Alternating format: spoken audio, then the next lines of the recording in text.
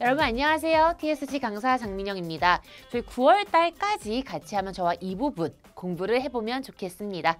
자, 이 부분 저희 마찬가지로 파트 소개 먼저 해보고요. 그 다음에 문제, 오늘은 무엇을 배워볼 거냐면요. 위치, 장소 관련된 문제들 같이 한번 풀어보고 응용까지 하고 마무리하면 좋겠습니다. 자, 보시도록 할게요. 저희 이 부분 다들 아시죠? 총 4문제 출제가 되고요. 준비 시간 3초가 주어진 다음에 제시음이 들릴 거고 밑에 6초가 주어집니다. 저 6초 안에 제가 항상 하는 말이 있어요. 목표가 4, 5급이신 분들은 한 문장 정도 제대로 해주신 게 가장 중요하겠고요. 내가 목표가 6급 이상이다 하시는 분들은 6초 안에 2마디 정도는 하실 수 있어야 유창도에서 좋은 점수를 얻으실 수 있겠습니다. 자, 보시면 저와 아까 제가 말씀드렸다시피 오늘은 위치, 장소 관련된 문제들 풀어볼게요. 자, 이 부분에서 가장 많이 나오는 문제가 뭐예요? 라고 저에게 물어본다면 저는 동작, 그 다음으로 위치, 장소라는 얘기를 합니다. 그래서 어떠한 장소가 어디에 있는지, 어떠한 사물이 어디에 있는지를 물어보는 우리 방위사들이 가장 많이 나오는 카테고리 중에 하나예요. 그래서 오늘 저와 함께 공부하실 때 패턴, 그쵸? 반드시 암기해 주시면 좋겠고요. 거기에 사용되는 방위사들도 한 번 더 파악해 주시는 게 중요하겠습니다. 보실게요. 여러분, 저희 이 부분 위치, 장소에서 자주 나오는 질문 패턴은 이렇게 3가지가 있겠습니다. 자, 어떤 식으로 나오냐면요. 어떤 사람의 위치를 물어보는 문제가 출제가 됩니다. 사람 在哪儿? 예를 들면 他在哪儿? 女的在哪儿? 어떤 사람이 어디에 있는 위치를 물어보는 문제가 대표적으로 많이 나오고요. 두 번째는 사물의 위치를 물어보는 문제가 나옵니다. 사물 在哪儿? 또 자주 나오는 명사 중에 하나가 카메라, 照相机在哪儿? 아니면 지갑이 어디에 있는지, 钱包在哪儿? 등등의 문제가 나올 수 있겠어요. 세 번째는요. 우리가 어디 위치에 있는 그 목적어를 물어보는 문제가 나옵니다. 얘는 사물, 장소 둘 다 나올 수 있겠고요. A 옆에는 무엇이 있는지를 물어보는 문제예요. A 旁边有什么? 근데 여기에 나와 있는 이 旁边은요. 저희가 对面, 다른 방위사들로도 치환이 돼서 나올 수 있다는 점 알고 가시면 좋겠습니다. 자, 그래서 우리 위치, 장소 관련된 질문 패턴은 이렇게 3가지 반드시 화면 캡처하셔서 시험장에 가시기 전까지 암기해 주셔야 되겠습니다. 그러면 저희 이어서 답변 패턴 한번 같이 보시도록 할게요. 자, 보시면요. 아까 사람 在哪儿 대답 어떻게 하시면 될까요? 주어 在 장소 얘기하시면 되겠죠. 어떤 사람이 공원에 있으면 어떻게 얘기하시면 돼요? 他在公园 뒤에 자주 나오는 장소들 명사 넣어서 얘기해 보시면 되겠습니다. 몇 가지 연습 좀 해볼게요.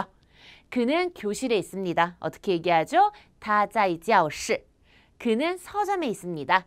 他在书店 그는 꽃집에 있습니다. 他在花店 저희 이 부분 필수 단어들 중에서 장소, 어휘를 넣어서 연습해 보시면 가장 좋겠죠. 그 다음에 저희가 여기서부터 여기까지 가장 이상적인 초수는 3초 안에 말을 할 수 있도록 연습을 해주시면 되겠습니다. 두 번째, 사물 보실게요. 사물이 어디 있냐? 사물 在哪儿? 보통 어떠한 사물은요. 그 사물 옆에 있는 경우가 많아요. 대다수가. 그러면 저희가 어떻게 이해할 수 있냐면 사물은 在 어떠한 일반 명사 방위사에 있습니다. 이 방위사는 旁边이 나올 수도 있고요. 뭐 对面 맞은편이 나올 수도 있겠죠. 그래서 우리 여기에 나올 수 있는 방위사들 넣어서 얘기해 주시면 되겠습니다. 3번이요. 아까 A 옆에는 무엇이 있는지 사물이 나오는 경우도 있겠지만요. 장소를 물어보는 경우도 있습니다. 그래서 예를 들면 과일 가게 옆에 빵집이 있어요. 질문이 水果店旁边有什么? 이 목적어를 넣어서 얘기해 주시면 되겠죠. 水果店旁边有面包店 그래서 사물이 나오면 사물 넣어서 목적어 채워주시고 장소가 나오면 장소 얘기해 주시면 되겠습니다. 근데 제가 왜 이렇게 답변 패턴도 알려드리냐면요. 여기서부터 여기까지는 한 호흡에 유창하게 말을 갖고 나올 수 있어야 되기 때문에요. 자주 쓰이는 답변 패턴 안에다가 여러 가지 해당 단어도 넣어서 초수 안에 얘기할 수 있도록 유창하게 연습을 꼭 해주셔야 되겠습니다. 아셨죠? 그럼 저희 한번 문제로 접근을 해보도록 할게요. 첫 번째 문제. 자, 이 문제들이 그림으로 나온다고 생각을 해주시면 좋겠어요. 어떤 여자가 공원에 있는 그림이에요. 자, 그러면 공원에서 어떤 동작을 하고 있으면 동작 문제 아니면 장소 문제로 저희가 파악을 할 수 있겠습니다. 질문 한번 보실게요. 질문이 他在哪儿? 아, 在哪里 들렸더라면 장소를 물어보는 문제구나 라고 생각을 해주시면 좋겠죠? 그럼 뒤에 이어서 저희가 어떻게 얘기할 수 있냐면 날 자리에다가 뭐로 치환하시면 됩니까? 공위엔으로 치환해서 넣어주시면 좋겠습니다.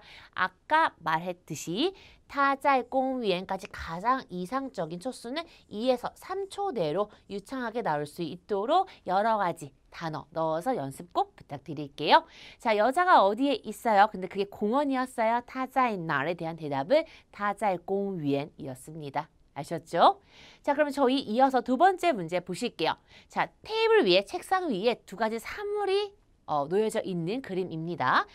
카메라가 있고 옆에 신문이 있어요. 자, 이것도 여러분 저희가요. 그러면 준비 시간 동안에 우선 照相机 어휘 얘기해 보셔야 되고요. 신문이라는 报纸 어휘 얘기해 보셔야 되겠습니다. 저희 질문 한번 들어보실게요. 어떤 질문이냐면요.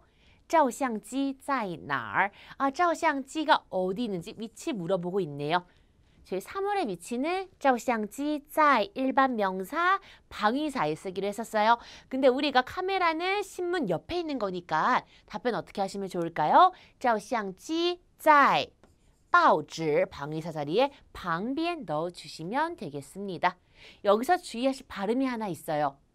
제가 강의를 할 때도 가장 많이 학생분들이 틀리는 발음 중에 하나가요. 방비엔이 될 수 있겠습니다. 이 방비엔은 여러분 저희가 프 발음을 뭐랑 많이 헷갈리시냐면요. 이 푸어 발음이랑 많이 헷갈리세요. 팡 발음은 위에 입술, 아래 입술에 푸 이렇게 폭에서 내는 발음이기 때문에요. 푸 깨무는 발음이 절대 아니에요. 그래서 이거를 방비엔이라고 발음하지 않으시도록 주의를 하셔야 되겠습니다. 방비엔 발음까지 주의해 주시면 좋을 것 같아요. 자, 그 다음 저희 이어서 문제 보실게요. 자, 이 문제도 마찬가지로 책상 위에 두 가지 사물이 나와 있는데요. 지도랑 연필이 나와 있습니다. 그럼 이 문제도 방금 저희가 배운 문제처럼 地图在哪로 물어볼 수도 있겠죠? 근데 그렇지 않고 이렇게 질문이 나올 경우도 있어요. 그 옆에 있는 단어를 물어볼 수 있겠죠. 이 대상을. 그래서 地图旁边有什么? 이 자리를 채우라는 문제로 나올 수도 있겠습니다. 자, 그럼 보시면 地图旁边有什么? 라고 나왔으니까 이 什么 자리에 뭐로 치환하시면 될까요? 铅笔 라고 넣어주시면 되겠죠. 그래서 우리가 A 旁边有 B라는 문형을 많이 연습해 가셔서 A랑 B 자리에 해당 어휘만 채워주시면요. 3초 내에 유창한 1차 대답, 그쵸? 첫 번째 대답을 완성하실 수 있겠습니다. 다시 한번 정리해드리면 地图旁边有铅笔 까지 정확히 얘기해 주시면요. 최소 4급 이상은 점수를 받고 가실 수 있으니까요. 저희 유창하게 첫 번째 대답 잘 마무리하실 수 있도록 연습해 주셔야 되겠습니다. 아셨죠? 자, 오늘 저와 이 짧은 시간 동안 같이 공부한 내용 한 번만 더 정리해 보도록 할게요.